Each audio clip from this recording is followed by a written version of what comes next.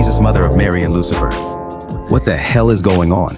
Can you believe this? Can you believe that here we are nearly a quarter of the way through the 21st century and people still haven't figured out that Sir Francis Bacon had to have something profound to do with the timeless writings of a man called as William Shakespeare?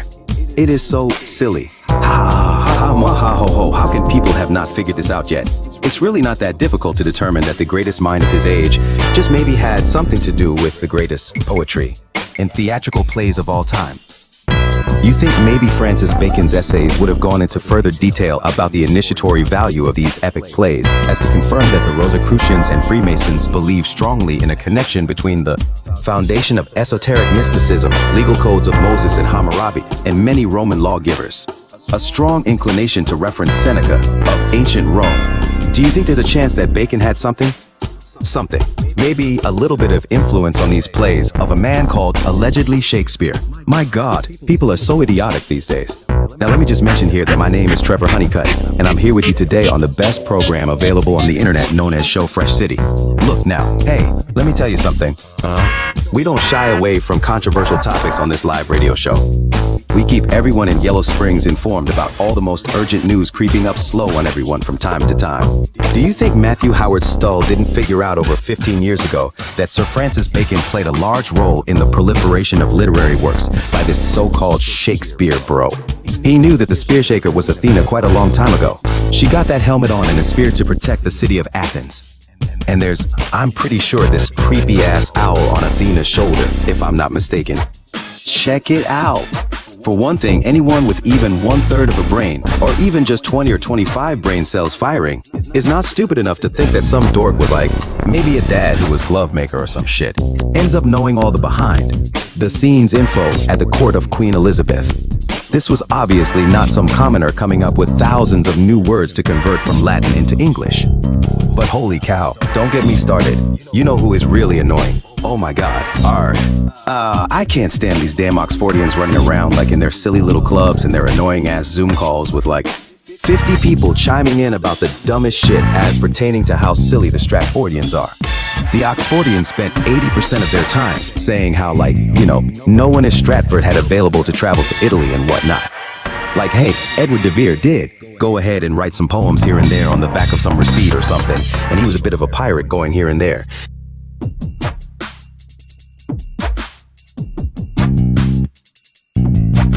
But hello. Hey, Oxfordian dum-dums. Do you have any idea where Francis Bacon was chilling out during most of the 1580s? Do you have visual and actually perfectly sound confirmation that Sir Francis was not himself perhaps all the way down south, down there in Italia? You don't know that for sure. I mean, for all we know, Bacon was hanging out with John Dee in Prague, possibly doing that weird Enochian magic stuff and getting all tangled up in Lord knows what have you. I mean, the Ark and the Lord of Hosts can really mess up your dinner party if you don't draw that perfect magic circle in just the right way.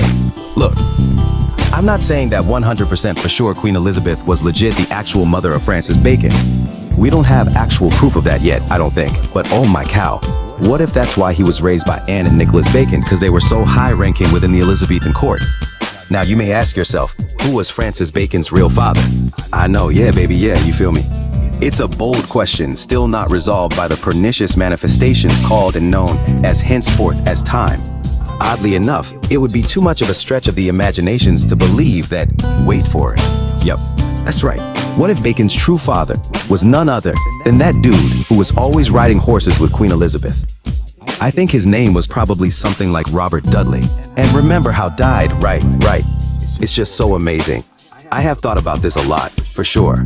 And one thing is fascinating is how the text doesn't lie. We've done the reverse quantum chromatic X-ray spectroscopy indignator on it, and supremely enlightening results have shown clearly how these two facts coalesce within the gridwork of our framing, elongating the perpetual radiance with the globe or reason. And not only were there magnets involved, but a few of the cartographers came to similar conclusions in the settling of the New World.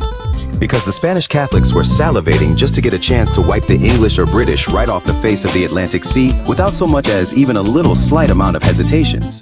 Now, ooh baby. Let's take a moment to listen for a message from our sponsors.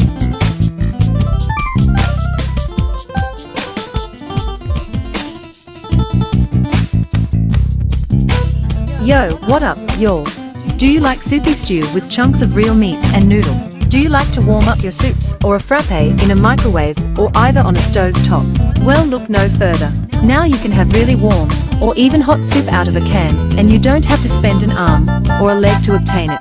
Dinty Moore stews have some of the finest and greatest selection of ingredients from this side of the Mississippi. We hand select each pork chunk that resides within the can. And our kosher salt is only used on the most highest premium selections from within the farm to table practices, which we incur on a daily basis. Won't you please fill your shelves with the most delicious soupy stews available called Dinty Moore? There is no better thing you can do for and with your family than to consume trustworthy flavors at this magnitude. Dinty Moore, all you need is Dinty Moore. Don't forget to shut the front door, cause all you really need is Dinty Moore. Ours are the finest of delicious that you can premium of this quality in hand-selected quality for your home. Your children and their friends want to be treated like humans and not just a place to put garbage, because sometimes you don't have the energy to cook. So, hey you should literally just act now and try our full range of flavor styles. There is chicken noodle and cream of barley. There are tomato gravy and double down duck soup. Some have full meat portions for the family that you have, and what could be better than experiencing all that Dinty Moore can offer today? Oh my God, OM Jesus, I am getting so hungry. This is insane.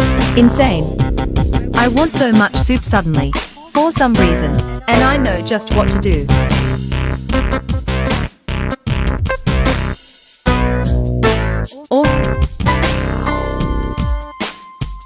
All right now, folks. Let's get back to the show. So where was I? Something about Shakespeare, right? Didn't he write that one thing about love's labors being lost, I think? Which is weird because some of the same characters that are in that play also appear in one of Christopher Marlowe's plays called Massacre at Paris, because there were also Catholics in France at the time, and Marlowe was. Maybe a secret spy for the Queen Elizabeth and pretended to be Catholic. I don't think Francis Bacon really cared whether or not people chose to be Catholic or Protestant. He was too smart to fall for that crap. But of course, I bring this up, baby doll, honey cake, sweet stuff, because yeah, that's right, y'all. People have tried to accuse Christopher Marlowe of faking his death and then just secretly writing all the Shakespeare plays on the side, no big deal, man. And I gotta tell y'all something. I think there is some truth to that claim. I too believe that Marlowe faked his death. But what I'm saying is, Marlowe was never a real person either. Just like Shakespeare, Marlowe was a fake pseudonym for a secret club which included Bacon for entertaining the thought that these plays would be performed to. Send shivers down the spines of the whole Elizabethan court, because I'll tell you what, it's a word called as intrigue. Nothing before had been adapted so expertly to previously written plays. They were stuffed full of esoterical wisdom and little trinkets of ancient lore from all of the great thinkers. And to develop an art style that would rival the Greeks and Romans was part of the ambition of these secret masts. Faces of unknown writers pretending to be some imaginary Shakespeare bro. Come on, guys. Like and subscribe. Don't make me have to call your landline and start making threats. I know you got bills to pay, but so does Show Fresh City.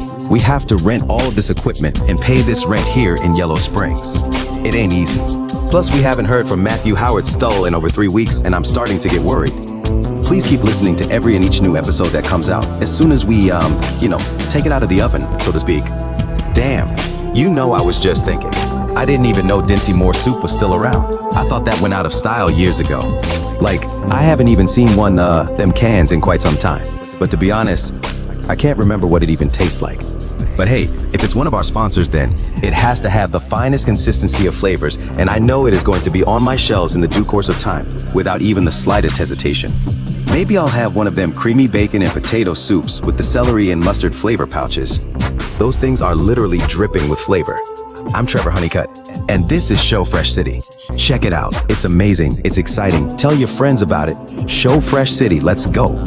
Yeah.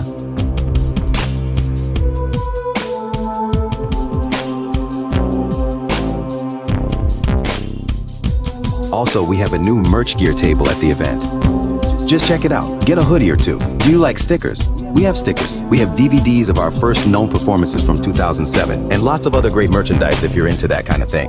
All I know is you have to buy something to stay alive, so you might as well support Show Fresh City while you're at it. Our show has topped every single chart for the last 32 weeks. We basically don't have anyone who can compete with us. I feel fortunate to have signed up when I did. Now I get free updates and notifications, but that's because I'm not a little bitch and I went ahead and liked and I subscribed because I'm not a loser. I actually care how my life is gonna end up, so I did something highly intelligent and ooh yeah baby. I'm feeling good today. It's all good. Yeehaw, my favorite time of the day. Keep it locked here for more of the greatest and most awesomely radical content anywhere.